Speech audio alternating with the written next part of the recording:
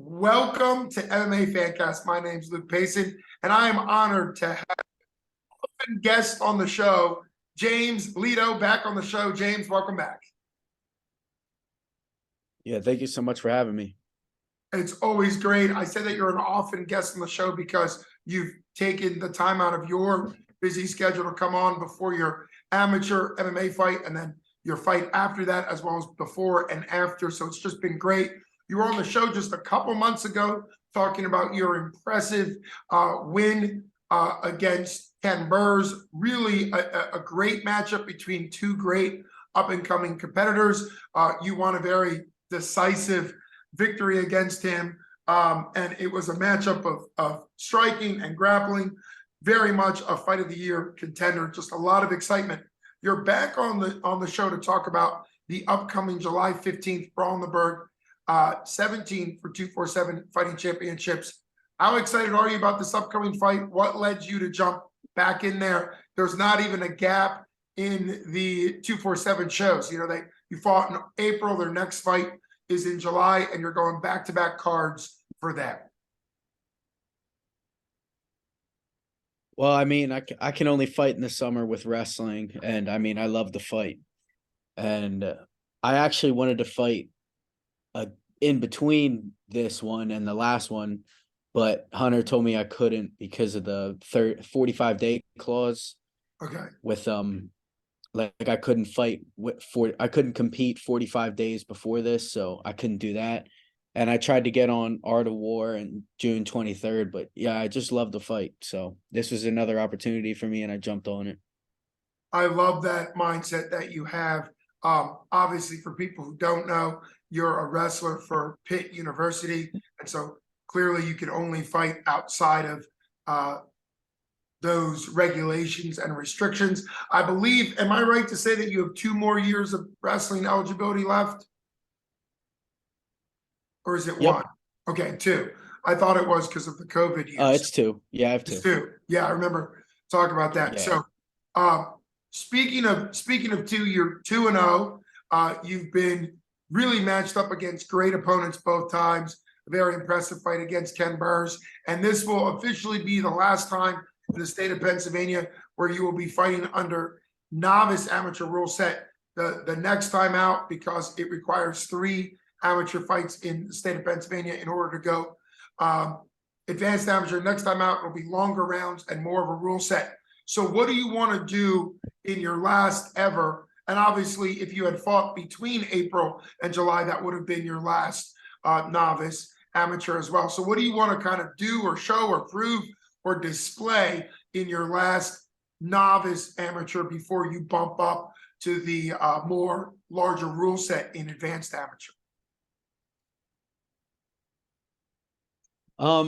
Well, I work really hard, and I mean, I just always want to be remembered as someone who fights really hard and competes really hard. So however the result comes out, I just want to know that I pushed myself to get it, and whether that's a knockout or a submission or just beating him up for 3 rounds, that it doesn't matter to me. I just want to compete hard. That's what I like to do. And that's what makes you a fan favorite.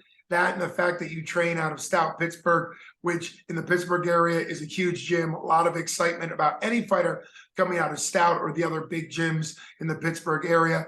And obviously your matchup with Ken Burgh last time, he trained at Indio Dojo, which is also just south of Pittsburgh. So it was 2 local gyms squaring off, a lot of attention. What does it feel like coming back in, to fight Monroeville Convention Center, knowing that it's a good thing, of course, but knowing that you're becoming a name? That fight, your debut was impressive, but that fight against a really good up-and-comer, you a really good up-and-comer, 2 great collegiate wrestlers squaring off. What does it feel like to come in with probably a lot more attention, a lot more excitement in the MMA community behind you when you step in the cage? Bring it. I mean, I'll take it. I mean, I think I work really hard, and it's nice to be get some recognition for it. But I mean, it doesn't matter to me. It'd be the same if no one knew who I was. And like where I plan to take it, I'm still going to be the same. That's never going to change in terms of like how many people know who I am. I mean, I'm always just going to work hard, and that's never going to change no matter who knows my name. Well, and that's that great mindset. We've talked about that elite wrestling mindset, the grind, the fact that you've gotta work really hard. You were on the wrestling team. I'm sure everybody on the wrestling team is very proud of your teammate who won.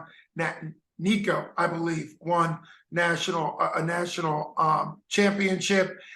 We've also talked about the fact that Jeff Magan, who's going to be on this card with you, is also a training partner of you both at Stout Pittsburgh and University of Pitt. This is the first time you're going to be fighting on the same card together. So I know you guys are buddies and train together both in wrestling and in MMA. So it's incredible to have that close connection. What does it feel like to be on the same card with Jeff? I love it. I mean, we've been wanting to do this for a long time. So, I mean, if you want to see two really exciting fights and a great crowd turnout, you better show up because it's going to be awesome. I mean, like, I know. I mean, me and him just trained together for an hour and a half tonight doing MMA. I actually just got back, but we went a couple rounds and did some grappling rounds, jiu-jitsu, and I mean, I know he's going to come out hard. I mean, I think this guy's in trouble for him, and I think my guy's in trouble. So it's going to be a good one. Yeah, I think that's what makes both of U.S. fighters very exciting. You're training in one of the best wrestling rooms in the country. Obviously, to have an individual national champion is a huge deal, and everyone on that team trains hard and works so hard together. Jeff is, we talked about it on this show. Jeff is fighting an undefeated 5-0 guy, and that's the mindset of both the University of Pitt wrestler and both of you guys, but also Stout Pittsburgh has that mindset. Mike Wilkins has that mindset as a coach to take on all comers, and I think that's what makes Jeff's matchup, your matchup, is exciting as well. But in the amateur world, a lot of fighters would not agree to take a fight against a 5-0 undefeated. People start picking their fights. And what do you think about Jeff Magan makes him somebody that's just going to go out there and sign a contract against the kid who maybe other people would avoid? Same question for you too. I don't think you avoid anyone. Ken Burrs was a big fight when you signed it, and you were like, I'm going to take it, I'm going to win. So what do you think about that in amateurs wanting to take on all opponents and not picking and choosing? Well, I mean, I train with Jeff a lot, and yeah, I mean, he's an animal. So that guy's record, I'm telling you now, that don't matter. And it definitely doesn't matter to him. Yeah. So, I mean, and for me, I'll fight anybody. I mean, I love to compete. It doesn't matter who it is. And I'm not competing with anybody else. Like whenever I sign that contract, I mean, it's not whose name it is. I'm just competing with myself. So just going to be a better performance every time for me. And it doesn't matter who it is. I'm just trying to be my best self. And for Jeff, yeah, I mean, I know he's an animal. So 5-0, 10-0, 100-0, it don't matter to him. I know that. Same for me. That's the high level, and I like having everybody from the local gyms, but I know a lot of fighters say it, that it's kind of the Pittsburgh fight world, or the Pittsburgh fight scene against the world, about how good Pittsburgh gyms are. Obviously, you represent Stout, and Stout's an elite gym. It is currently, I like to bring this up because 247, I think, made a great decision to have an award show for 247. Right now, Stout Pittsburgh is both the gym of the year for 247 and the coaches of the year. And obviously that expert level really rubs off on everybody that trains under them, including you and Jeff, and that mindset. I really like what you said about that you're just improving yourself, that you're going to go out there. It's really a fight against you. It's a fight against what James Lledo is going to do that night. In your last novice amateur fight, we had talked last time, it's no secret, 8,000, 9,000 people watched your fight on 22 The Point, which is super exciting. So it's no secret that you got into a little bit of a barn burner, a little bit of a firefight with Ken Burrs. And you had said afterwards that's you're a go-getter. You're gonna fight. You're gonna fight to win. You're gonna throw down. But there was a few things that you said that you would have tweaked on your striking. How confident are you that that part of your development is to continue to improve those type of areas, whether it be grappling, the jiu-jitsu, or the striking components?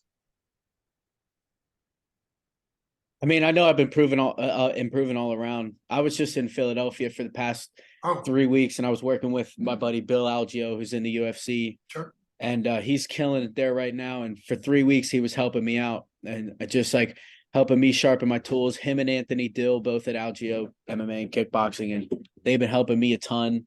And Mike Wilkins and Will Murill both been helping me as much as they can. It's been great. I mean, it's all uphill, and I'm staying really positive about it. And my last fight, I mean, I've looked back on it, but I think I watched it like 2-3 times. But I mean, I know my mindset for that night was just like, just win. I mean, I didn't care if it was going to be ugly. I think I would.